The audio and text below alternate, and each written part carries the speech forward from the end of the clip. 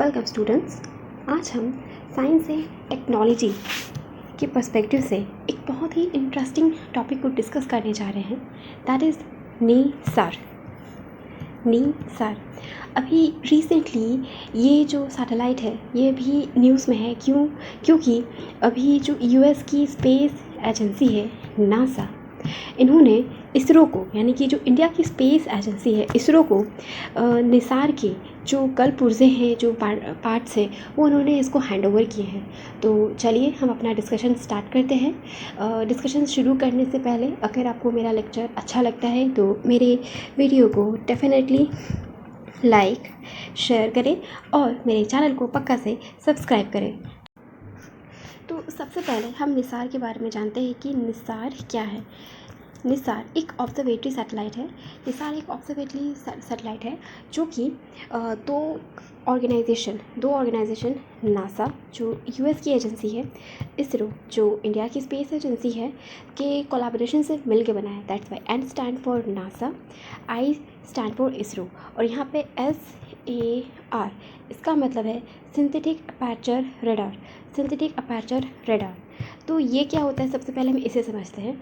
Synthetic aperture radar एक ऐसा instrument होता है, एक ऐसा सैटेलाइट होता है जो कि 2 डायमेंशनल इमेजेस या जो 3D ऑब्जेक्ट्स होते हैं, ये उसकी इमेज रिकन्स्ट्रक्शन जो होती है वो उसको बनाने में काम आता है। जैसे कि लैंडस्केप हो गया, आप जैसे कि इस पिक्चर में आप देख सकते हो कि ये एक लैंडमार्क की फ़ोटो है। तो इस लैंडमार्क का जैसे कि अपना लेंथ होगा, ब्रेथ होगा, हाइट होगा, तो इसको इसके पर्सपेक्टिव से अच्छे से इसकी इमेज रिकन्स्ट्रक्शन बनाना, इसकी डिटेल को रिकन्स्ट्रक्ट करना, देन जो हमारी साइंटिफिक रिसर्च है उसके लिए डेटा प्रोवाइड करना, that is synthetic aperture radar. तो ये बेसिकली इमेज रिकन्स्ट्रक्शन हो गया, है ना, जो भी 2D 3D ऑब्जेक्ट्स होते हैं, तो ये काम।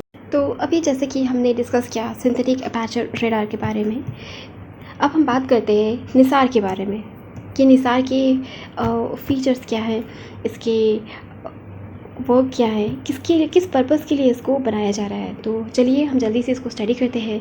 दैट इज़ निसार एक लो अर्थ ऑर्बिट सैटेलाइट है। जैसे कि यहाँ पे आप देख सकते हो लो अर्थ ऑर्बिट, ये होता है अर्थ सरफेस से, जैसे कि हमारी धरती माता हो गई अर्थ, तो यहाँ से फिर ऑलमोस्ट 2000 किलोमीटर या 1200 माइल्स यहाँ तक की जो डिस्टेंस होती है, that is called low earth orbit. तो ये हो गया हमारा लो अर्थ ऑर्बिट। तो निसार जो है ये बेसिकली लो अर्थ ऑर्बिट में रहेगा, साथ ही साथ ये पोल टू पोल इसको ऑब्जर्व करेगा। दैट इज़ ये इसका हमारा हो गया नॉर्थ पोल, ये हो गया हमारा साउथ पोल। तो निसार जो बेसिकली रिवॉल्व करेगा वो यहाँ ऐसे वो हमारा पोल टू पोल हमारा परिक्रमा करेगा। आफ्टर दैट इसको पूरा परिक्रमा करने में इसको कितने दिन का वक्त लगेगा, दैट इज़ 12 दिन। ऑलराइट, आफ्टर दैट इसका काम क्या होगा, ये क्यों धरती पे इसको परिक्रमा करने के लिए भेजा जा रहा है, दैट इज़ यहाँ पे इसको मिलेगा, हमें क्या मिलेगा, provide specially and temporarily consistent data for understanding changes in. यहाँ पे स्पेशली का मतलब होता है जगह, है ना, जगह, प्लेस, जो भी हम इसको डेटा उसका ऑब्जर्व करेगा, जिस जगह को ये मॉनिटर करेगा। आफ्टर दैट टेम्पोरली का मतलब होता है टाइम। तो निसार हमें स्पेशली स्पेस और टेम्पोरली मतलब टाइम, इस डायमेंशन में हमें अर्थ के वेरियस इकोसिस्टम, अर्थ का जो पोलर आइस मास है या जहाँ पे भी आइस मास पाए जाते हैं, ग्लेशियर्स पाए जाते हैं, उनकी data. After that vegetation biomass, जैसे कि हमारा जो फॉरेस्ट इकोसिस्टम हो गया, हमारा इक्वाटोरियल फॉरेस्ट हो गया या पोल की तरफ जो होता है या कहीं पे भी जो वेजिटेशन बायोमास है, sea level rise, ground water, natural hazard जैसे कि अर्थक्वेक जो रिसेंटली भी टर्की में आया था, सुनामी जो कुछ समय पहले जैसे जापान को हिट किया था, वोल्केनो जैसे कि पैसिफिक ओशन में एक कुछ समय पहले एक जो वोल्केनो था वो भी ब्लास्ट हुआ था। आफ्टर दैट लैंडस्लाइड, जैसे हमारे इंडिया में जो हिली रीजन है, हिमालयन रीजन है, केरला, वेस्टर्न घाट, तो यहाँ पे जो भी लैंडस्लाइड वाली जो भी इवेंट्स होती हैं, तो ऐसे जो बहुत सारे इवेंट्स हैं, तो ये उसको मतलब उसके डेटा भेजेगा, फ़ोटोज़ वगैरह भेजेगा, ताकि हम उन प्रोसेस को समझ सकें और फिर हम उनको मिटिगेशन के लिए हम वाजिब कदम उठा सकें। आफ्टर दैट यहाँ पर यहाँ से एक डायरेक्ट क्वेश्चन बनता है। इट्स लाइक अगर यूपीएससी को अगर इसी लेवल पे अगर सवाल पूछना रहेगा तो वो सिंपली आपसे पूछ सकता है कि जो भी हाल ही में निसार सैटेलाइट भेजा गया है तो इसके वर्क क्या क्या है, तो ये क्या क्या काम करेगा, किस किस पर्सपेक्टिव से इसको काम लाया जा सकता है। तो अगर डायरेक्टली पूछा जाए तो फिर यूपीएससी सवाल पूछ के फिर आपको ऑप्शन 1 2 3 4 5 6 ऐसे दे देंगी। तो अगर ये सब सारे ऑप्शंस हैं तो ऑब्वियसली आप उनको टिक कर सकते हो, सेलेक्ट कर सकते हो। तो ये एक हो गया। और हालांकि ऐसा प्रीवियस ईयर में भी पूछा जा चुका है। एक सैटेलाइट था, आई थिंक जीसैट था शायद, कम्युनिकेशन वाला था। तो उस पर्सपेक्टिव से ये प्रीवियस ईयर में इस पैटर्न के क्वेश्चन पूछे जा चुके हैं। आफ्टर दैट निसार सैटेलाइट में बेसिकली 2 टाइप के जो ट्रांसपॉन्डर वगैरह होते हैं वो है। एक तो हो गया एल और एस। तो एल और एस ये जो इस टाइप के dual band synthetic aperture radar ये इसको कैरी करेगा।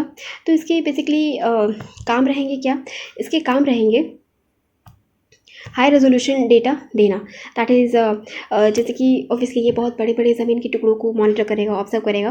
तो उनकी जो सारी इमेजेस होती हैं, उनकी जो इमेजेस होती हैं उसको हाई रेजोल्यूशन डेटा बनाना, और इसके लिए स्विप SAR टेक्नोलॉजी को यूज़ किया जाएगा।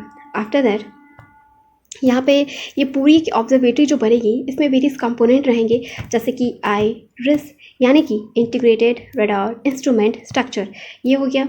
और इस आइरिस के ऊपर में जो SAR के पेलोड्स हैं, LS बैंड को जो ऑब्जर्व करने वाले जो पेलोड्स हैं वो रहेंगे। आफ्टर दैट एक स्पेस क्राफ्ट बस है जिसके ऊपर ये सारा जो सैटेलाइट का सामान है वो उसको लोड किया जाएगा। तो डैट इज़ ये पूरा मिल करके क्या हमारा बनेगा ऑब्जर्वेटरी जैसे कि हो गया हमारा आइरिस, फिर उसके ऊपर जो हमारे पेलोड्स रहेंगे, फिर हमारा स्पेस क्राफ्ट बस। तो ये पूरा सिस्टम मिल करके कहलाएगा ऑब्जर्वेटरी। आफ्टर दैट यहाँ पर जो कोलाब्रेशन हुआ है नासा और इसरो के बीच में, तो बेसिकली इनका जो कोलाब्रेशन है यहाँ पे उसके तहत नासा ने एल बैंड जो SR है उसको बिल्ड किया है, इसरो ने एस बैंड SR को बिल्ड किया है। जैसे कि L band synthetic aperture radar provided by JPL यानी कि ये जेट प्रोपल्शन लेबोरेटरी जो कि सदर्न कैलिफोर्निया में स्थित है, और एस बैंड SAR उसको इसरो ने बिल्ड किया है। और ये जो टेस्टिंग है ना, यहाँ पे इंटीग्रेशन और टेस्टिंग वाला काम है वो jet propulsion laboratory southern California, यहाँ पे ये काम इसका हुआ है। तो ये था इसका टेस्टिंग और मैन्युफैक्चरिंग वाला बात। आफ्टर दैट ये जो फाइनल इंटीग्रेशन होगा है ना, यहाँ पे ये चीज़ इंपॉर्टेंट है, दैट इज़ फाइनल इंटीग्रेशन।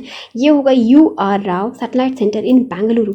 सो ये चीज़ें आप ध्यान में रखिएगा कि ये जो टेस्टिंग और इंटीग्रेटिंग ये तो हुआ है हम लोग का कैलिफोर्निया में। आफ्टर दैट फाइनल इंटीग्रेशन होगा UR राव सैटेलाइट सेंटर इन बेंगलुरु।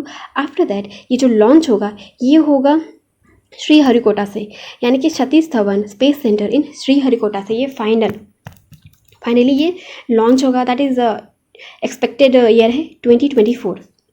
और ये जो लॉन्च होके ये हमारा रिवॉल्व करेगा, परिक्रमा करेगा नियर पोलर ऑर्बिट में। जैसे कि आप देख सकते हो ये हमारे पास कुछ पिक्चर्स है।